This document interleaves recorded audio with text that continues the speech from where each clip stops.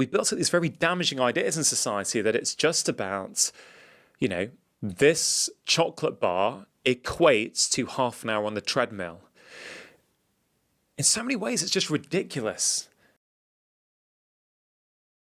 There's so many damaging ideas around our health and in particular our weight. And I think one of the most damaging is when we just look at food and movement in terms of energy, as if that's the only value they hold to us as humans. It's just energy.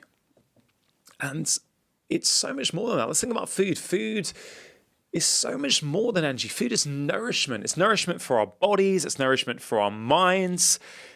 It can often play the role of nourishment for our hearts. And we need to think about food in those terms. What is it giving us rather than just the number of calories on it?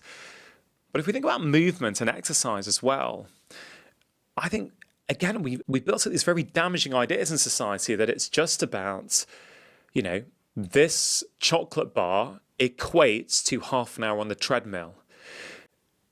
In so many ways, it's just ridiculous, right? How have we got to a point where that is the norm, right? I've got a mate who told me that when he was 10 or 11 years old, he's on holiday with his dad. He spends maybe 20, 30 minutes on a treadmill. They're exercising on their holiday together. And his dad says to him at the end, well done, son, you've earned yourself a Mars bar. It may sound really trivial, but what does that do to a 10-year-old kid, an 11-year-old kid? What does it do in your brain? It imprints the idea that, oh, you have now run, maybe punish yourself for 30 minutes. Now you can compensate for that punishment, right, with a chocolate bar. And that then sets up a lifetime of this kind of negative self-talk around food, around movements. And I think this stuff is really, really damaging. Last year, the government, I think, on some advice on, I think it was a scientific study in Leeds, are starting to put calorie labeling on the back of foods, saying, how much it will take to burn off what's in that food. I'm dead against it. I think this ideology that we start to infiltrate into people's minds across society actually is what ends up being really, really problematic. It gets really hard to unpick that later.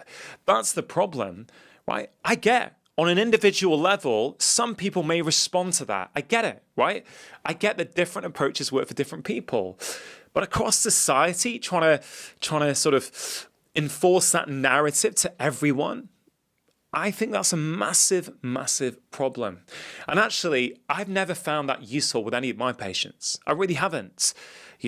Movement, yeah, I encourage them to move all the time, but I encourage them to move to feel good. It's not about punishment. It's not about burning off their dinner. It's just because, hey, you know what? When I move, I feel better. I've got more energy. I'm more creative. I can solve more problems. I'm more engaged with my kids. That's what we should be focusing on. And actually, when you focus on that stuff, actually, I find you create the short-term, the medium-term, the long-term behavior change. And for those patients who want to lose excess weight, they actually find that it's not that much trouble after all.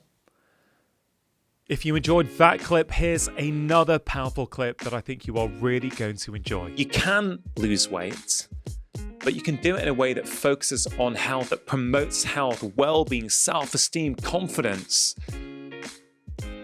Doesn't make you feel like a failure, doesn't make you feel as though you have to deprive yourself and punish yourself.